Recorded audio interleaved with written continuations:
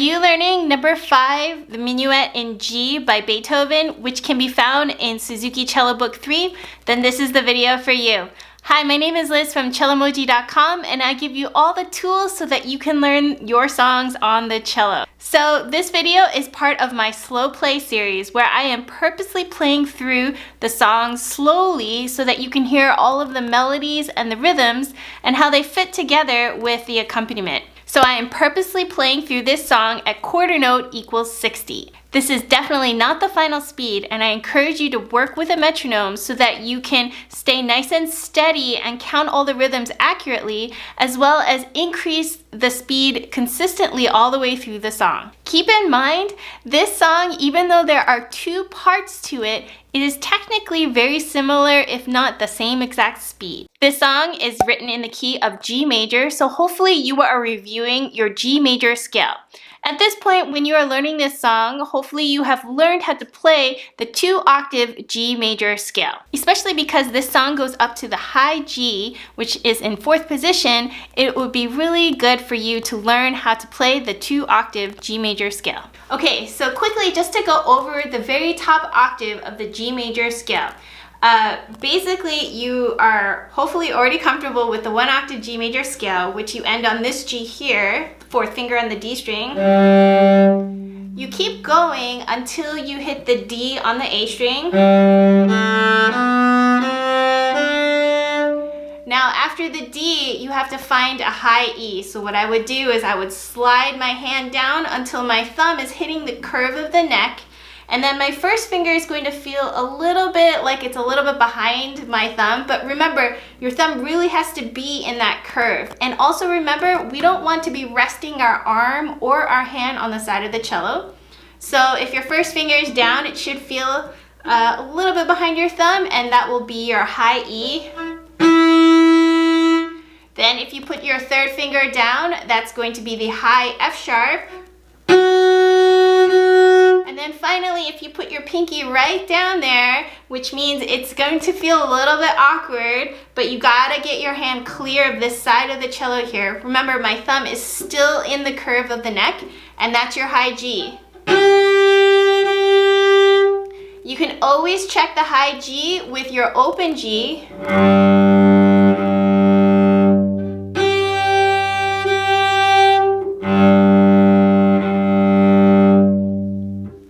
So that is just one way of how to play the top octave of the G major scale. One of the trickiest parts of this song is the dotted rhythms that can be found in the first section of the song. This is using a lot of dotted 8th notes with 16th notes. Now, you have encountered this rhythm before in previous Suzuki books, so if you're feeling like you need a little bit more of a review, I encourage you to try to check out some of the previous songs, especially the song Witch's Dance. When you encounter these dotted rhythms, it's really important that you are counting out all the little small beats that can be found. So this is what we call subdividing. So as you can see, when there is a dotted 8th note in your head, you should be counting out 3 16th notes, because 3 16th notes equals 1 dotted 8th note.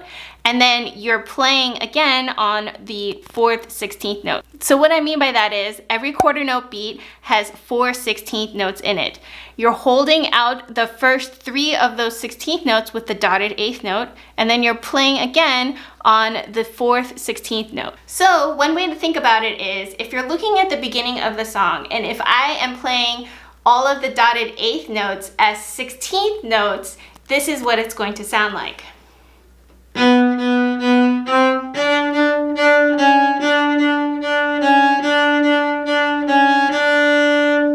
I will play that again. So again, I am playing out the dotted 8th notes to be 16th notes. So it's going to sound like this.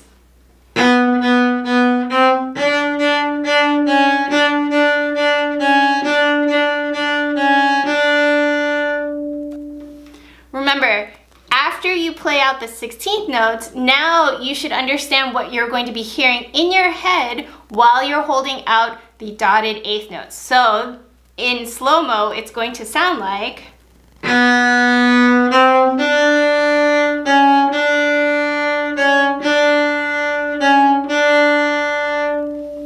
Obviously, when when you are doing the slurs and when you're doing it a little bit quicker, you're going to have your timing a little bit better as well.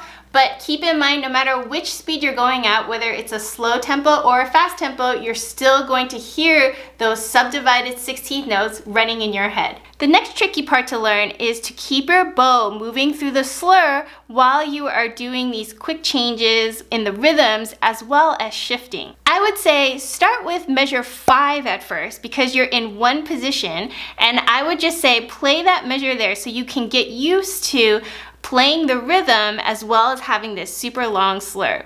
Then you can actually piece together other measures to bring it all together and practice the shifting and the changes and the movement between the measures as well. I know it can be a little bit frustrating, but remember when you are first starting to learn about shifting or moving around on the cello, hopefully your teacher or someone has explained to you to make sure you stop your bow before you move your left hand. So you want these clean changes. You don't want to be sliding all around and hearing all this extra notes.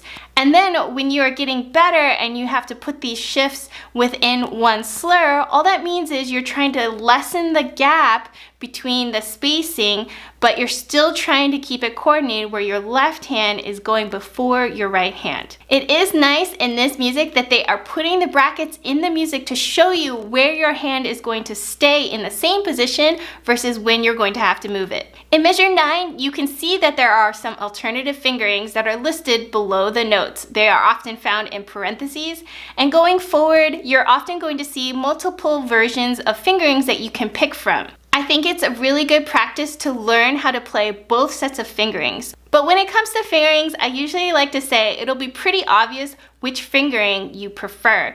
And at the end of the day, when you're trying to put on a nice, beautiful performance, you're going to probably default to the one that you feel most comfortable with. However, if you're only doing the things that are comfortable all the time, then you're not actually going to be challenging yourself to improve your skill set. Sometimes you won't have a choice and there's really only one fingering that you'll have to do, and it may feel uncomfortable. So it's always good to practice different skills and try to up your game when it comes to fingering choices. Especially now that you're getting into more complex songs, you're going to start to see that there will be a lot of alternative fingerings to the open A.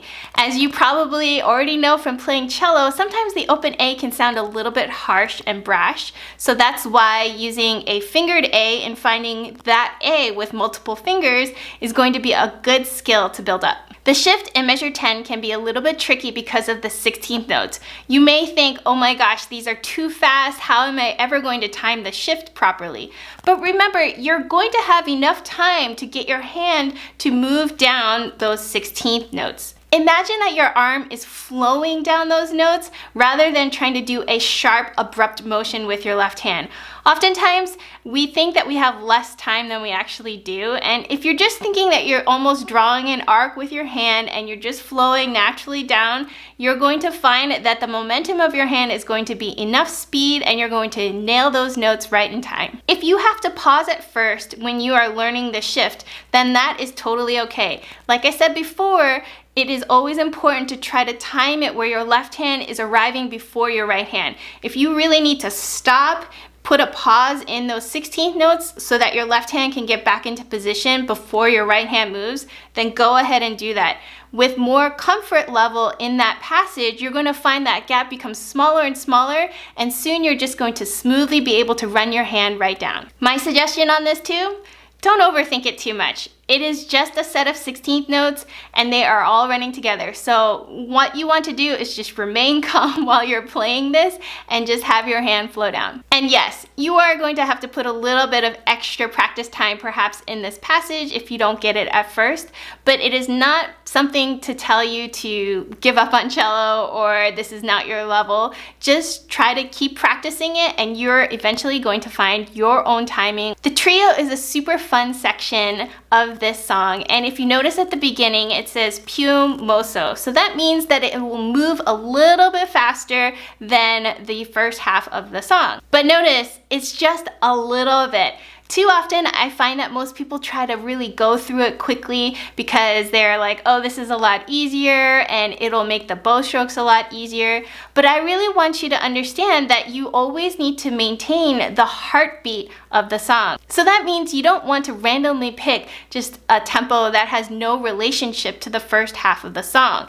So if the first half of the song is one tempo and the second half is like drastically faster, it'll be hard to find that relationship between the two. Because remember, if you look at the end of the song, you have to return back to section 1 to end out the song. The bowing is super key in this section. It is really important to take note of where the smooth slurs are versus where the choppy slurs are. Just to sum it up, in general, the smooth slurs will end up on your down bows and the choppy slurs will end up on your up bows. But just because there are dots on these slurs, it doesn't mean that you're actually lifting up your bow after every note.